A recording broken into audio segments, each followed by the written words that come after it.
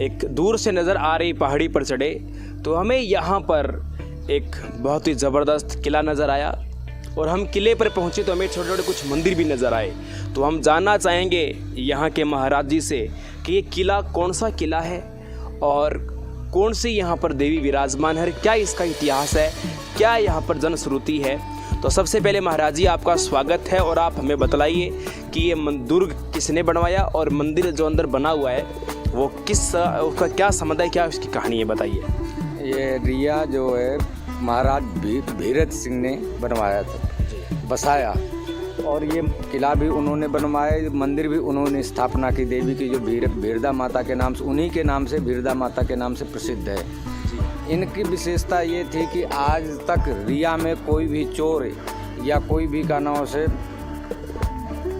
दुश्मन आज तक रिया में चढ़ाई नहीं कर पाया। अगर चढ़ाई करता तो पहले से देवी बता देती थी कि अगर वो दुश्मन आ रहा है आप सावधान हो जाओ, तो पहले से ही सावधान हो जाते थे लोग। इनके गुरु यहाँ ओमनाथ जी का अखाड़ा है, यहाँ पास में ही। यहाँ से 3 किलोमीटर पड़ेगा, 3 या 4 किलोमीटर। पहले रिया वहाँ थी, लेकिन जब बीच में महामारी आई, इतनी तगड़ी महामारी आई कि एक लाश लेके जाते थे 10-10 तैयार मिलती थी। तब वहाँ उनके गुरु ने कहा कि भाई ये रिया बदल दो, नहीं तो इस गांव में कोई नहीं बचेगा। और कि महाराज कहाँ जाएं, किस जगह जाएं, तो कि इस पहाड़ी के उस तरफ हो जाओ आपका। तब से उनके पुत्र ने, शेर सिंह ने, ये रिया को यहाँ बसाया इस पहाड़ी के बगल में। और ये हनुमान जी का मंदिर तो अभी 20-25 साल पहले, लेकिन इसके पीछे जो हनुमान जी की मूर्ति वो राजा शेर सिंह की बनवाई हुई है। पहले यहाँ बहुत बड़ा एक टैंक था जिससे पूरे रिया को पानी दिया जाता था, और टैंक बंद कर दिया गया है। लेकिन बहुत बड़ा था, हौद था कि उसमें करीबन हाथी भी चला जाए तो डूब जाए, इतना बड़ा गहरा था टैंक वो पूरे रिया के लिए पानी सप्लाई होता था। तो ये जो दुर्ग है, इस दुर्ग का राजाओं से क्या संबंध रहा है? राजा कभी आते थे, जाते थे, या अभी भी कोई आता है? राजाओं की सेनाएं और यहीं रहती थी। पूरी जो सेना थी राजा की यहीं रहती थी। शेर सिंह राजा जो थे वो जोधपुर नरेश के यहाँ प्रथम कुर्सी में बैठते थे और न्याय का कार्य पूरा वो देखते थे, राजा शेर सिंह देखते थे। आज भी उनका इतिहास जोधपुर में मौजूद है। बगैर उनके न्याय नहीं होता था। राजा शेर सिंह के बगैर पूरा न्याय का कार्य वो देखते थे। पूरा न्याय का कार्य राजा शेर सिंह का हुआ करता था, जो रिया के ठाकुर या रिया के राजा अपने कह सकते हैं, रिया के ठाकुर हुआ करते थे। नौकुंड का दड़ीन ने मतलब जोधपुर दरबार ने है ना, आप बताइए।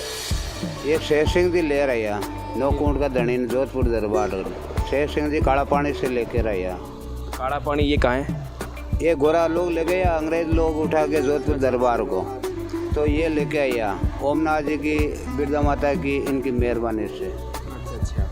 तो और यहाँ पर ऐसी खास बात, ये जो पहाड़ी पर अपने देख रहे हैं, जो सबसे अलग हो, सबसे अलग जानकारी हो, वो यहाँ पर क्या है? यहाँ एक गुफा थी जो 3 जगह की रास्ता जो हमने सुना है कि यहाँ गुफा थी, वो 3 जगह जाती थी। एक तो एक दुर्ग में जहाँ किला है, वो उनका रहने का स्थान, वो ये सामने दिख रहा है, जो बेच दिया है इस राजा ने, बेच दिया वो उसमें जाती थी। एक ओमनाथ जी के अखाड़े में, एक साइड जोधपुर के लिए बताते हैं कि जोधपुर सीधा जाती थी रास्ता। 3 रास्ताएं थी। तीन गुफाएं यहाँ से नहीं, एक गुफा थी, उसमें 3 रास्ते थे एक गुफा में से। जी हाँ। ये तो एक तो यहाँ उनके रहने के स्थान पे जाती थी जहाँ उनका निवास है। दूसरी उनके गुरुदेव के पास, ओमनाथ जी के पास जाती। तीसरी जो जोधपुर महाराज के यहाँ जाती थी रास्ता, अब वो बंद है इस समय। ओमनाथ जी महाराज किस किस के गुरु हुए? शेर सिंह के और किसके हुए? उनके पिता जो है राजा भीर सिंह जी, उनके गुरु हुए। तो ओमनाथ जी की क्या खास बात है? ओमनाथ इतने सिद्ध महात्मा थे कि जब अंग्रेजों ने उन्हें काला पानी दिया, काला पानी जो आज अंडमान निकोबार द्वीप जहाँ, तो वहाँ उनको जो है बंद करा दिया गया। लेकिन उनकी ओमनाथ जी की कृपा से और इनकी कृपा से वो काला पानी भी जीत करके यहाँ आ गए। ये यहाँ की गजब की बात थी। तो दोस्तों, आपने देखा कि पूरे इस बांगड़ प्रदेश के अंदर, नागौर की ज़मीन के अंदर आप देख रहे हो कि छोटी सी पहाड़ी उभरी है, चारों तरफ रेगिस्तान का यहाँ पर विस्तार है, और उस बीच में रिया पहाड़ी, रिया दुर्ग में आज हम मौजूद है। कितनी अजब गजब बातें हैं, जैसे कि महाराज जी ने बताई। तो इस प्रकार की बातें हमने यहाँ पर कलेक्ट की। तो और महाराज जी कोई खास बात और कोई खास जानकारी आप देना चाहो तो दे सकते हो। अब मुझे तो ज़्यादा जानकारी नहीं इस विषय में, ज़्यादा जो मैं यहाँ लोगों से सुना है बता रहा हूँ आपको। आप कहाँ से हो? मैं वृंदावन से हूँ। आप यहाँ कितने लंबे टाइम से सेवाई कर रहे हैं? मैं 1 साल से यहाँ सेवा कर रहा हूँ। तो आप यहाँ पुजारी के रूप में हो या फिर किस? मैं पूजा करता हूँ तीनों मंदिरों की।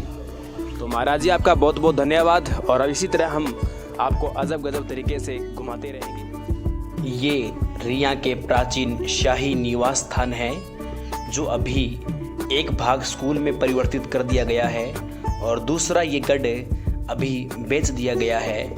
और ये हमारी प्राचीन धरोहर बिखरती हुई आप सबके सामने रिया दुर्ग।